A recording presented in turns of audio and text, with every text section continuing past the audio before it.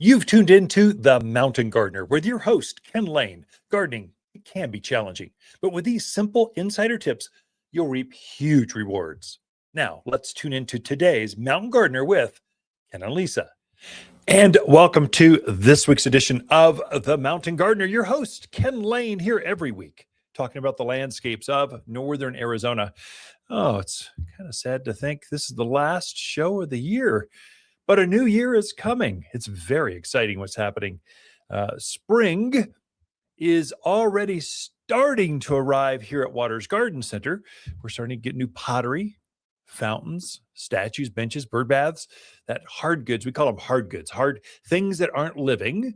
They are hard goods. So it's your fertilizers, your mulches, your statuaries.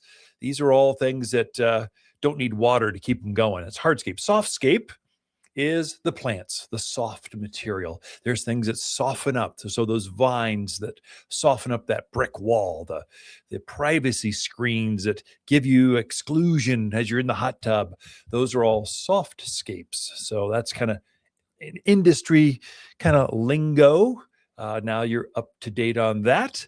We've got a lot in store this show. I thought I would start by sharing what am I starting to do? So winter. It's winter now. It's chilly finally. It's been beautiful, actually. So finally, I'm starting to prune, clean things up, prune back perennials, grasses. Thought I'd just go through the list of what I've been doing in my own yards. And I take a while. So I really don't have that much to do at the garden center because it's softer right now. So we close down between Christmas and New Year's, and I just give the whole team off. So go refresh, spend time with your family, with your friends, just get recharged because we're coming back in January 2, full steam ahead. Here we go, go. It's coming. And then the classes will start back. I think January, when is that? 10th, something like that. So we've got a garden series. The spring session is starting in a couple of weeks. And then it's full court press starting whenever the nice weather in February hits. It's like we're filling up 2 acres of garden centers. And so we've got a little time right here where I can just spend some time in my own backyard. And that's what I do. So I'm cleaning things up. I started with my grasses. So we've had some beautiful grasses. They're all brown now, not all of them. The pampas grass has some green left. That's the really big grass. It's taller than you and I. I don't really have that one in my yard because it's too high. It's such a high needs grass. I just go, I don't need that much.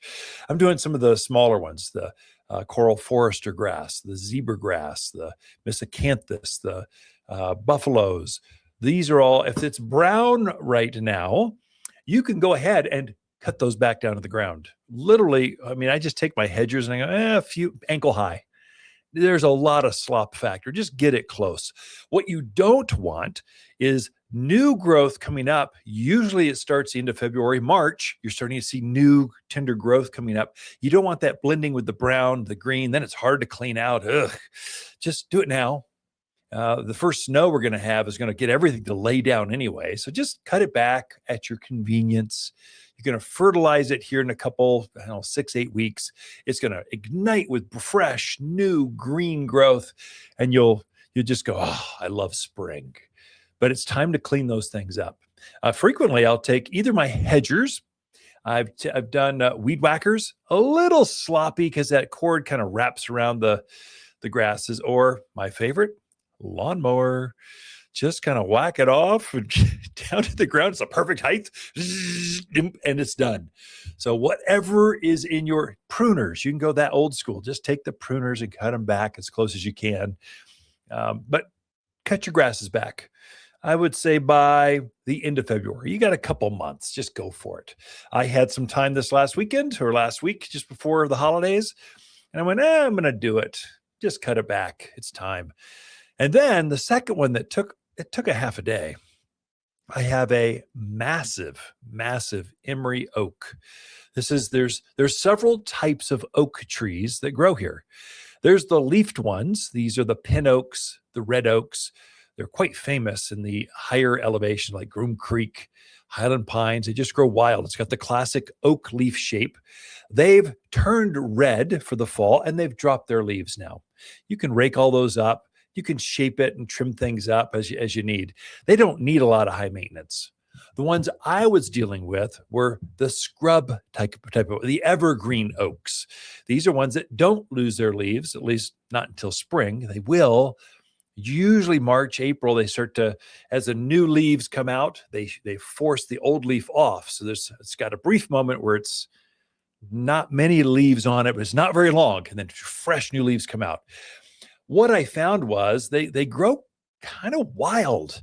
Had this wild, they're going between the houses and they're almost touching both houses. This is a gigantic tree.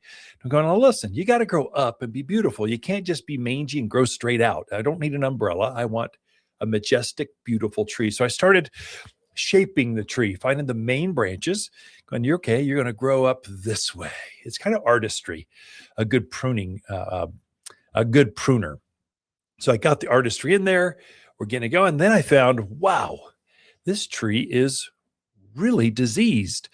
Some oaks, you can find a small ball. It's usually orange, not always. It can be brown. Mine were big brown. Some of them were orange, kind of the size of tennis balls, the bigger ones. Some of the smaller ones can be the size of a large marble ping pong ball. None of those are good for your oaks. It's called a gall, G-A-L, gall. And it's a disease that kind of gets on there. And if it gets bad enough, 1 or 2 galls, not a big deal. This one had hundreds. And by the time I got done cleaning this thing up, I cut it right back to the main core going, okay, we're going to help you come out fresh next spring. And trees, remember, plants, they feel pretty when you get done. They like to be cut on. They like to be shaped and groomed and beautified. They feel beautiful when you get done. They like to touch and interact with the gardener. They like the feeling you have with cutting back, giving them haircuts. Don't be afraid. It's hard to make a mistake because you're going to fertilize here after you're done pruning. It's all going to come out fresh, new growth, and it will never know. It will put all of its energy in the remaining leaf and flower buds that come back. So don't worry. I think most folks are just, they worry too much. They're too anxious about pruning back plants. They don't realize plants, they like it. Grasses like to be cut back to the ground. In fact, my zebra grass already had some new stems coming up. I went, oh, well, I want it all to be even. We're cutting the green and the brown. We're all back to the same level, right back to just below ankle height. The oak tree had some leaves left. It's got a beautiful, beautiful form, and not one gall is left on this plant. It is completely disease-free. Oh, she was just thanking me so much for this. It had been a couple of years. I should have done it last year. I just didn't take the time. And it's an oak tree, especially a big one. It's kind of where do I even start? And so I just started by stepping back and going, if I'm going to run my forehead into a branch, you got to go. If you're going down to the ground, you got to go because I want up and beautiful. If you're going out and trying to touch the houses, you got to go. I just started with the got to goes. The growing to the inside of the tree instead of out flowing that into vase shape, you got to go. If you had disease on it, you had to go. And so by the time I got done, there's just a couple branches left, and I just gave it proportion, and it was beautiful now. And so you can start this pruning process, your fruit trees. Now, your oak trees, if obviously your shade trees like maples, sometimes they get this wild locust. They get these branches come straight down to the ground. It's like they want to grow into the ground. What are you thinking? Stop doing that. Stop growing that way. These are wild plants. And if you let them grow wild, they will take over your yard. You want this groomed, nice, beautiful, shaped like you've made this wild thing. You've tamed this wild plant to look beautiful in your yard. And so that's what pruning is all about. And you can go aggressive pruning in winter now because the bugs are gone. The sap really isn't flowing that much. And so you can be much more aggressive. Up to a third of the foliage mass can be cut out of a tree, a shrub, that kind of stuff. And I'll go further into that. Hi, Ken here with the finds of the week and our Deodar cedars. A standalone tree so beautifully shaped it's referred to as the Christmas tree. Fastest growing of the evergreen trees, used for quick screens, windbreaks, and privacy. Graceful arches sweep through the landscape in colors of blue to green from the stately tree. An evergreen lover's dream for fast, thick growth. Waters Garden Center, 1815 Iron Springs Road in Prescott. For a more fruitful garden, increased success in the landscape that just feels better, then tune in daily to the Mountain Gardener podcast. Subscribe through your favorite podcast streamer or visit watersgardencenter.com. Better yet, visit me directly right here at Waters Garden Center. Thanks for tuning in.